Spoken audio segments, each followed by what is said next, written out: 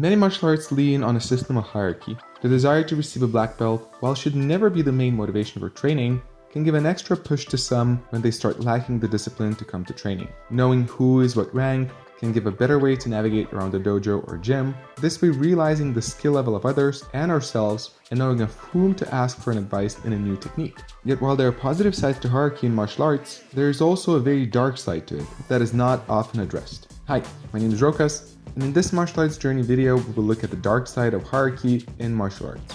While I will be mainly talking about Aikido, since it is my main point of reference after training and teaching it for 14 years, note that the examples I will give are far from non-existent in various other martial arts, and I encourage you to consider if the same experience may apply to your practice or organization as well. Also, I will be sharing some dark stories about Aikido, but that does not mean I did not have positive experiences. I will only focus primarily on the negative to convey a point. That being said, let us begin. More than a decade ago, about a half year of training in Aikido, I went to my first big Aikido seminar with a high-ranking sensei coming from Japan to teach. I was so excited and happy until one of the highest-ranking Aikido instructors of my country, the head of one of the Aikido organizations, scolded me for smiling. He told me that the Japanese sensei don't like when someone smiles and that I have to look more serious. And note, this was not a joke. My negative experience did not stop there. As the seminar started, I wanted to jump to any black belt to partner up and learn from their experience. As soon as I got a hold of one, it became clear as day how dissatisfied he was for having to train with me, and he took no effort to hide it from his face. As I trained with him, it was obvious how irritating for him it was to train with me, as he kept checking the clock when it will be time to switch partners. He was upset about everything I did and took the effort to show how terrible I am at all of this. As the seminar progressed, I realized the same case was pretty much with all black belts. And this type of relationship was not only with me, but with all the other white belts as well. Black belts were quick to grab a hold of each other each time we had to switch partners. And forcefully, all white belts were left to train together. Now I must point out, there was no rule for white belts to not bother black belts. It was clear that that was the way they were setting themselves up. Only years later, I heard rumors that the visiting senseis from Japan were upset about this, yet they did not address this, probably because of their inherent politeness in their culture. To everyone else, this situation seemed to cause no wonder, as it was never questioned and was seen as the norm by pretty much everyone. Black belts seemed to be happy with this type of authority, and white belts felt guilty for being one and were eager to become one of the top guys themselves. Yet problems there for me arose not only with black belts. While I had no problems training with white belts myself, almost all of the white belts from other dojos that I paired up with were very quick to tell me what I am doing wrong. Each of them felt superior and were eager to scold me for my mistakes. I was pretty much not given any space at all to try the techniques the way I understood it, and was forced by them to do it their way. It was also not uncommon that what these white belts would tell me to do would later be corrected by the leading sensei, since it would turn out that the corrections imposed upon me were actually wrong. As I continued to participate in various other major Aikido seminars in my country, I realized this experience was not an exception, as the same happened in all of them. Eventually, I moved to Switzerland to become an Aikido live-in student in a dojo. Here, my local experience was different, and while these cases would sometimes appear, they would be very rare since they were addressed in the dojo that I trained in. Yet oftentimes, various visiting students from other places still presented the same type of mentality that I experienced back in my country.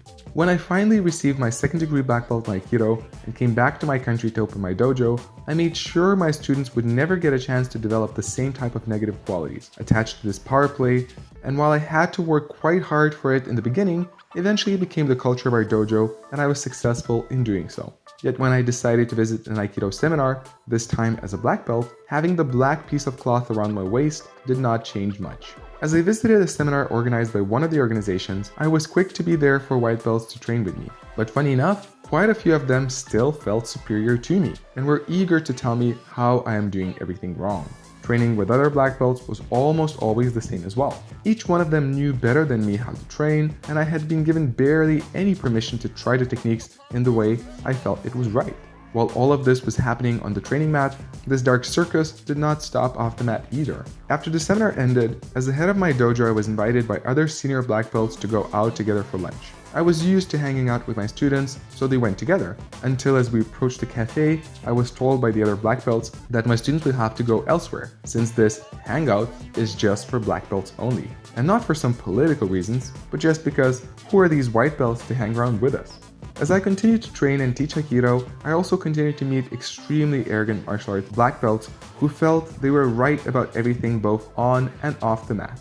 These and many other experiences led me to stop and wonder, how well does the hierarchy system in Aikido and other martial arts actually benefit the practitioner? Well, in the beginning of the video, I pointed out some potential benefits of hierarchy in martial arts. At the same time, after listening to these few stories out of many, I'm sure you are starting to see how harmful it may also be if left unaddressed.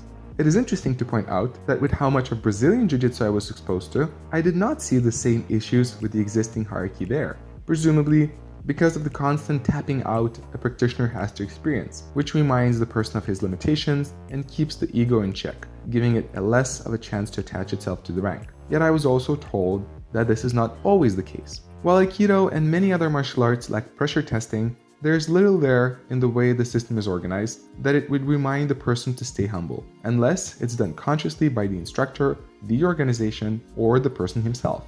Unfortunately, we all have an ego, and few of us were taught how to keep it in check.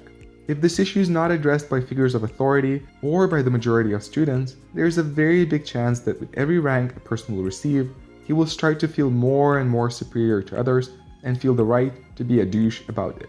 While few of us will have the required level of awareness to keep our own egos at check, it is of highest importance that this issue would be addressed either by the organization or at least the instructor, as it is clear that without anyone doing so, the hierarchy which is meant to support the system will very much ruin it from its roots.